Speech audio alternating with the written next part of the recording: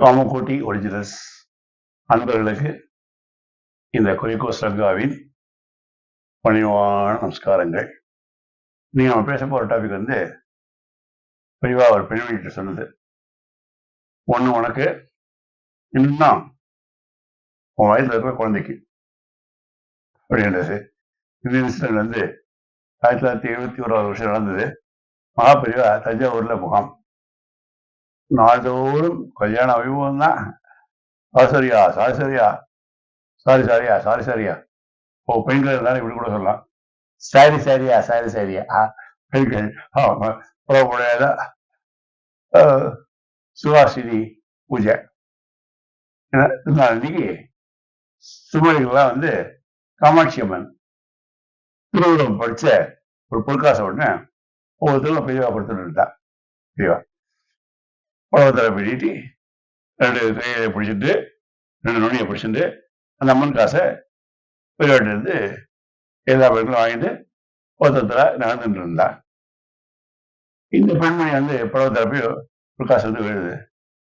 கொஞ்சம் நகர்ந்து போயிட்டு கீழே இருக்கிறா. பார்த்தா ஆச்சரியம், 2 காசு. என்ன அதிர்ஷ்டம், 2 பொற்காசுகள் தாவே வந்துட்டு. இதுதானே இல்லையே, ஏதாவது தெரியும் அப்படிதான் யோசிக்காம மங்கையத்திற்கு வந்து அந்த மனுக்கு என் மாசம் முடியாத மனம் பெரியவாட்டை வந்து அடக்க ஒழுகுமா நிற்கிறா. இல்ல ஒரு பெரியவாட்டு இல்லை, என் பரவாயில்ல 2 காசு வந்துடுத்தோ, எல்லாரும் கொண்டு தானே, அதான் இன்னொன்னு வந்து தீபிக்கிறதுக்காக சொல்றாங்க. பெரியவா அவருடைய முகத்துல திருவதனத்தில் மந்தவாசம் நடந்தது. ஒரு முடல் ஒரு சிரிப்பு. சொல்றாரு, ஒண்ணு உனக்கு, இன்னொன்னு உன் வயத்துல இருக்கிற குழந்தைக்கு. அப்படியே ஆடி போயிட்டாவ. நான் வந்து விளையாண்டு இருக்கேன், கருவிட்டு இருக்கேன் அப்படிங்கிறது பெரியவாளுக்கு யாரும் சொல்லவே இல்லையே. பெரியவாளை அவன் முன்னாடி தான் நின்று இருப்பேன். நானு நின்று இருந்தேன். அப்படி என்ன அதுக்குள்ளேயும் ஒரு புரியவே இல்லை. 7 மாதங்களுக்கு அப்புறம் 2 குழந்தை பிறந்தது. அம்மனி பேர்காலம் வந்து பெரும் பேர்காலம். அம்மனியோட பேர்காலங்கிறத விட பெரும் பேர்காலம்.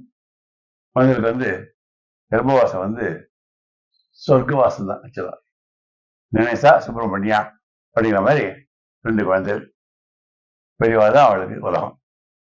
பிறந்ததுலேருந்து பாதசன்னியாசி ஆதிசேகரர் வந்து சொன்ன நெல்லிக்கறி வந்து வர வச்சு கொடுத்தார் இல்லையே, மகாபலியா வந்து தன் கையால பொற்காசுகளை வழங்கியிருக்காங்க. சோழ போவாளுக்கு வந்து சொக்க தங்கமா ஞாயிற்றுடைய பெரியவாளுடைய புகழ பரப்புறதுக்காக பணி செஞ்சுட்டு இருக்கா. இன்னைக்கும் மகாபரிவாசனம்.